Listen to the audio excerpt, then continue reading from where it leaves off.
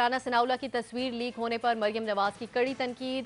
انہوں نے کہا کہ جو کہانی حسین نواز کی تصویر لیک ہونے سے شروع ہوئی تھی وہ اب تک جاری ہے۔ آپ سے جاننا چاہیں گے کہ کیا مریم نواز کا حسین نواز اور رانا ثناءاللہ کی تصویروں کا موازنہ کرنا درست ہے، ہاں یا نہیں؟ سب سے پہلے مظہر عباس صاحب کی طرف جائیں گے۔ مظہر صاحب، کیا سمجھتے ہیں آپ؟ جی، ایک لحاظ سے تو درست ہے، کیونکہ اس میں بھی معاملہ یہی تھا کہ وہ بیان ریکارڈ کرانے گئے تھے۔ ایگزیکٹلی کسٹڈی میں تو نہیں کہہ سکتے ہم، بیان ریکارڈ کرانے گئے تھے، اور وہ اس کی بھی تحقیقات جو ہوئی تھیں اس میں جہاں تک میری اطلاع ہے کہ اس میں یہ پتہ بھی چل گیا تھا کہ کن لوگوں نے تصویر لیک کی ہے، اور لیکن اس کے خلاف کوئی کارروائی نہیں ہوئی، یا ہمیں کم سے کم اس چیز کا پتہ نہیں کہ ان کے خلاف کوئی کارروائی ہوئی یا نہیں ہوئی۔ اب یہ بھی تصویر لیک کرنے کا بنیادی جو مقصد ہے وہ یہی ہیوملیشن، اس میں بھی مقصد غالباً یہی تھا کہ ایک امبیرسنگ پوزیشنز جو ہے وہ پورٹرے کی جائے۔ انٹرسٹنگ بات یہ ہے کہ اب ظاہر اے این ایف نے کہا ہے کہ وہ تحقیقات کریں گے۔ اگر تصویر کو ہم دیکھیں تو یہ جیل کی غالباً تصویر نہیں لگتی، یہ لاک اپ ہی کی تصویر لگتی ہے، لیکن اب تحقیقات ہوگی، اگر ہوگی تو اس کے نتیجے میں یہ بات سامنے آنی چاہیے کہ وہ یہ تصویر لیک کرنے کا مقصد کیا تھا اور تصویر لیک کیوں کی گئی ہے۔ لیکن ظاہر ہے اگر چاہے وہ لاک اپ ہو یا جیل ہو، اس کے دونوں ہر صورتوں میں آفیشلز تو بہرحال جو تصویر بنانے والے ہیں وہ کوئی نہ کوئی آفیشلز ہوں گے۔ وہ کوئی رانا ثناءاللہ نے تصویر نہیں بنائی ہوگی، وہاں کوئی پی ایم ایل این کا آدمی نہیں بیٹھا ہوا ہوگا جس نے تصویر بنائی۔ تو اس چیز کی تحقیقات جتنی جلدی ہو، اور اس میں زیادہ وقت نہیں لگنا چاہیے، ہونی چاہیے، لیکن دونوں تصویروں کو اس حد تک بالکل لنک کیا جا سکتا ہے کہ دونوں تصویروں کا بہرحال مقصد ایک ہی نظر آتا ہے کہ امبیرس کریں، ہیوملیٹ کریں۔ ہاں کا آپشن آپ لے رہے ہیں اس پہ۔ میمل، آپ کی طرف آئیں گے۔ حسین نواز کی جب دوران تفتیش جو تصویر لیک ہوئی تھی اس پہ بھی بہت تنقید بھی کی گئی تھی، یہی کہا گیا تھا کہ کافی ان کو امبیرس کرنے کے لیے، ہیومیلیٹ کرنے کے لیے یہ ویڈیو تصویر باہر کی گئی ہے۔ اب رانا ثناءاللہ صاحب کے ساتھ یہی سیم معاملہ پیش آ رہا، کیا مقصد ہو سکتا ہے اس کے پیچھے؟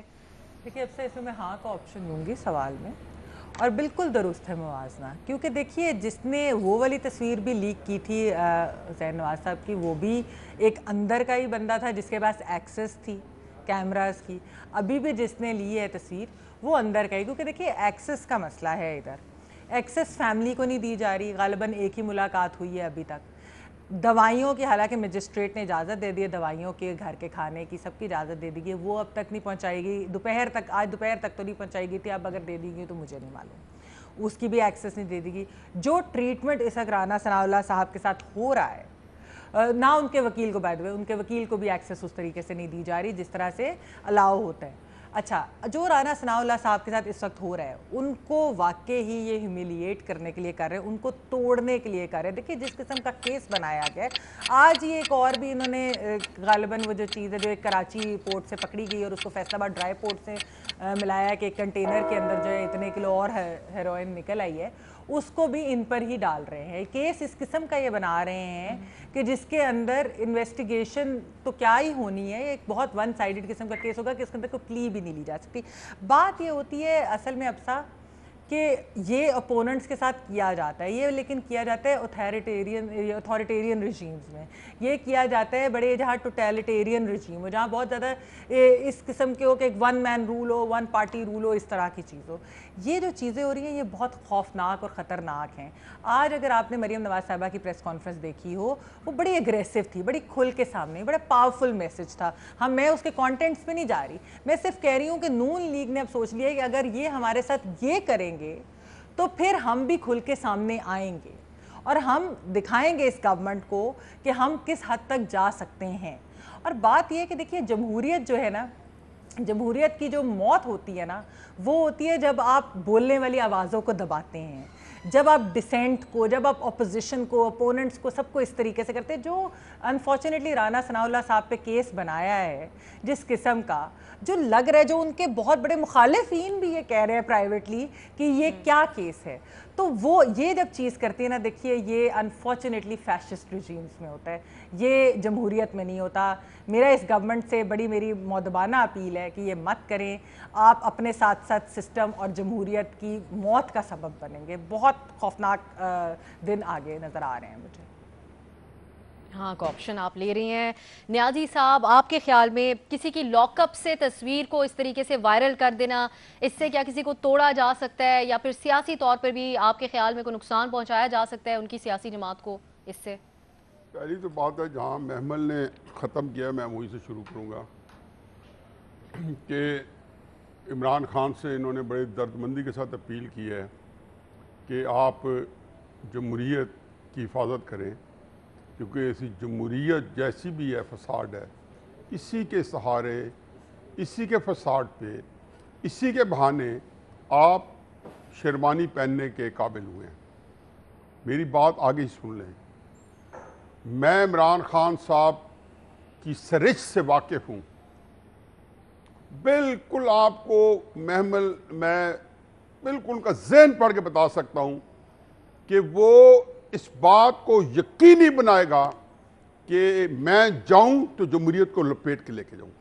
वो कोई आइडियलिज़म के तौर पे सियासत नहीं कर रहा। आइडियलिज़म के तौर पे सियासत शायद जरदारी ने और बेनज़ीर ने भी ना की हो, लेकिन जरदारी को मैं एक वाक़या मैं सुनाता हूँ, एक आपको वाक़या निज़ार शी साहब का। सोहेल वड़ाई साहब भी थे उस ट्रिप पे, मुझे याद पता उज़्बेकिस्तान हम गए। 10 जुलाई को JIT का फैसला आना था और चंद दिन पहले या ये 2 हफ्ते पहले 10 दिन पहले हम गए साथ। तो वापसी पे मैंने सवाल किया कि ये JIT के बारे में हमने ये सुना है कि आपके पास वीडियोज़ हैं, टेप्स हैं, गुफ्तगुएँ हैं या इस तरह की चीज़ें जो लोग देते हैं, और कई दफ़ा इसके ज़िक्र कई दफ़ा हमने इसकी गूंज सुनी है। ख्वाजा आसिफ साहब मौजूद थे वहाँ पे, सरताज अजीज़ साहब मौजूद थे और जहाज़ के अंदर बैठे थे, वापसी का सफ़र था। उन्होंने कहा हाँ हैं। मैंने कहा जी मेरी आपसे मुअद्दबाना गुजारिश है कि पाकिस्तान जाते उसको लीक कर दें, क्योंकि 10 जुलाई के बाद आपने किया तो कहेंगे कि चूँकि सज़ा हो गई है। उन्होंने कहा न्यायी साहब ये सौदा किसी और को बेचें, ये कुछ भी नहीं है जो मेरे दिल के अंदर छपा हुआ है, पोशीदा है, मैं नहीं करूँगा। ये होते हैं जो जमहूरियतों की हिफाजत कर रहे होते हैं। जिस ब्रीड का महमल बीबी आप नाम ले रही हो, जो हमें उनसे दर्दमंदी की अपील कर रही हो, आप मुझसे पूछ लेती कि आया मेरी अपील जो है वो सदा बसराह तो साबित नहीं होगी, वो सदा बसराह ही साबित होगी। मेरे लिए आज 2 खुशी की चीज़ें हैं। खुदा गवाह मेरा दिल बाग बाग है। एक खुशी की चीज़ तो ये है कि उसका मैं जिक्र नहीं करता हूँ। दूसरी खुशी की चीज़ ये है कि मेरा नाम पाकिस्तान के नामी ग्रामी सहाफ़ियों में आया है, जिनके कप्तान हज़रत मुजीबुर रहमान शामी साहब हैं और जनरल सेक्रेटरी जो है सलीम खान साफ़ी हैं, और बड़े बड़े नाम है उसमें। खुदा गवाह शाहजेब खान ज़ादा, कामरान खान। मैं तो अपने आप को समझता हूँ कि 5 सवार दिल्ली से आ रहे हैं। वो 4 सवार जो थे ना बड़े खुशपोश, तो एक मेरी तरह का खच्चर में बैठे बंदा था, आपको चारों सवार। और उसमें एक और बात है बड़ी अहम, मुझे इतना अच्छा लगा कि मुझे एंटी पाकिस्तान के तौर पे सोशल मीडिया के अंदर इतनी बड़ी कैंपेन चली, साहब आप हाँ मुझे बड़ी खुशी हुई। अच्छा अब तस्वीर भी बात सुन लें। देखें ये तस्वीर जो है ना, ये बिल्कुल सोचे समझे मंसूबे के तहत है।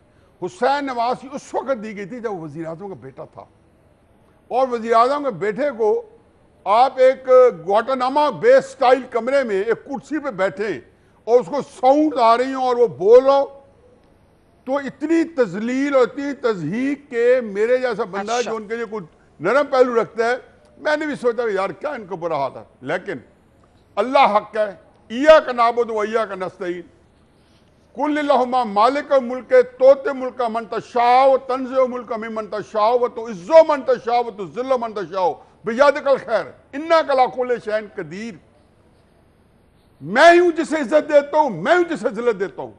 ये दुनियावी पैमाने नहीं है, लेकिन मैं क्या समझ रहा हूं, मुझे इज्जत मिल रही है। हमारे मोहल्ले का बदमाश क्या समझता है, वो इज्जतदार आदमी है। ये अल्लाह के यहाँ पैमाने जो है वही होंगे। और राना सनाउल्लाह को तोड़ के लिए नहीं की गई, ये मेरे लिए और सावी साहब के लिए की गई है। ये तस्वीर आई है कि देख लो, आप अगर इसको अच्छा किया डिस्कस किया है ताकि आप अपने तबके को थोड़ा सा महफूज कर लो और ये आवाज़ पहुंचा दो कि कोई बंदा इनमें से घबराने वाला नहीं है।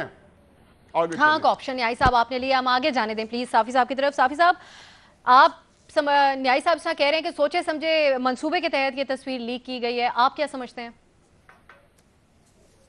ये न्याजी साहब ने जिस लिस्ट में अपने नाम की मौजूदगी पे खुशी का इजहार किया, तो हमें भी तो खैर खुशी इसलिए हो रही है कि हम तो बड़े छोटे से मजदूर हैं, लेकिन हम उस सब में शामिल किए जा रहे हैं न्याजी साहब की हुकूमत में कि जिसमें वली खान थे, जिसमें बादशाह खान थे, जिसमें मौलाना मौदूदी थे, जिसमें दौलताना थे, जिसमें इतनी बड़ी बड़ी कदावर शख्सियात। तो हम जैसे मामूली मजदूरों से मुतालिक भी अगर अब वो चीज़ दोहराई जा रही है तो हमारे लिए भी ये खुशी और एजाज़ की बात है। लेकिन न्याजी साहब को तो इतना खुश इसलिए नहीं होना चाहिए क्योंकि इस बीज बोने में इनका किरदार भी बहुत है।